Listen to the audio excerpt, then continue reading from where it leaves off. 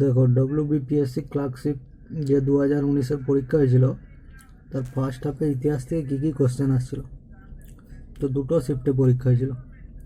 তো এটা আমি লীলা রায়ের যে ক্লার্কশিপ বইটা আছে ফিলিমসের, ডব্লিউবিপিএসসি, তো সেখান থেকে কোশ্চেনগুলো নিয়েছি।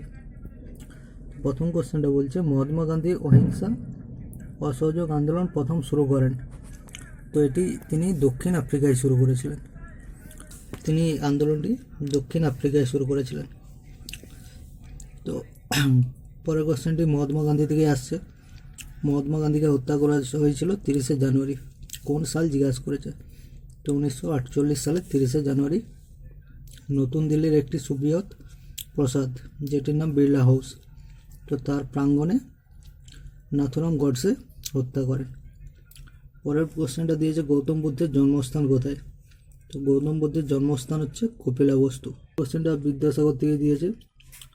বিদ্যাসাগরের জন্মভূমি বীরসিং গ্রামে। তো এই বীরসিং গ্রামটা কোন জেলায়? তো বীরসিংহ গ্রাম যেটা আছে সেটা পশ্চিম মেদিনীপুর জেলায় আছে। আর বিদ্যাসাগরের জন্ম হয়েছিল 1820 খ্রিস্টাব্দের 26শে সেপ্টেম্বরে। আচ্ছা, পরের কোশ্চেনটা দিয়েছিল, পলাশির যুদ্ধ হয়েছিল। তো পলাশির যুদ্ধ কোন সময় হয়েছিল? তো 1757 সালে পলাশির যুদ্ধ হয়েছিল। তাদের মধ্যে হয়েছিল বাংলার নবাব সিরাজউদ্দৌলার সাথে ব্রিটিশ ইস্ট ইন্ডিয়া কোম্পানির হয়েছিল। তো 1757 সালে 23শে জুন তারিখে হয়েছিল। আচ্ছা, পরের কোশ্চেনটা বলছে, নিম্নোক্ত কোন জায়গায় ক্ষুদিরাম বসুকে ফাঁসি দেওয়া হয়েছিল? তো ক্ষুদিরাম বসুকে ফাঁসি দেওয়া হয়েছিল মুজাফফরপুরে। চারটা অপশান ছিল, মেদিনীপুর, মুজাফফরপুর, দমদম সেন্ট্রাল জেল আর প্রেসিডেন্সি জেল। তো মুজাফফরে ফাঁসি দেওয়া হয়েছিল। আর এটা 1908 সালের 11ই আগস্ট ফাঁসি দেওয়া হয়েছিল।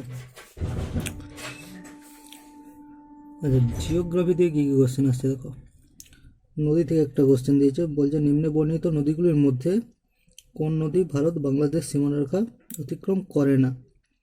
তো গঙ্গা করে, পদ্মা নাম নিয়ে বাংলাদেশে গেছে, তিস্তা গেছে, আত্রেয়ী গেছে, কিন্তু দামোদর অতিক্রম করে না। তাহলে অপশান ডি হয়ে যাবে অ্যান্সার। দামোদর নদ এটা ঝাড়খণ্ড আর পশ্চিমবঙ্গ রাজ্যের মধ্যে দিয়ে প্রবাহিত হয়েছে, বাংলাদেশ অতিক্রম করেনি। পশ্চিমবঙ্গের জেলা সংখ্যা দেখুন 23টা জেলা আছে।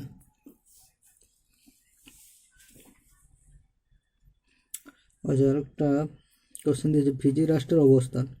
তো ফিজি একটি এশিয়া প্রশান্ত মহাসাগরীয় অঞ্চলে অবস্থিত।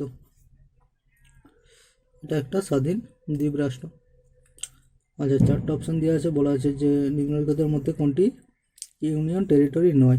চণ্ডীগড়, পুডুচেরি, আন্দামান নিকোবর, ত্রিপুরা। তো পন্ডিচেরি, চণ্ডীগড়, আন্দামান নিকোবর দ্বীপপুঞ্জ এগুলো সবই ইউনিয়ন টেরিটরি। তো ত্রিপুরা কোনো ইউটির মধ্যে পড়ে না। আচ্ছা, 1972 সাল থেকে ত্রিপুরা একটি পূর্ণাঙ্গ রাজ্য হিসাবে স্থান পেয়েছে।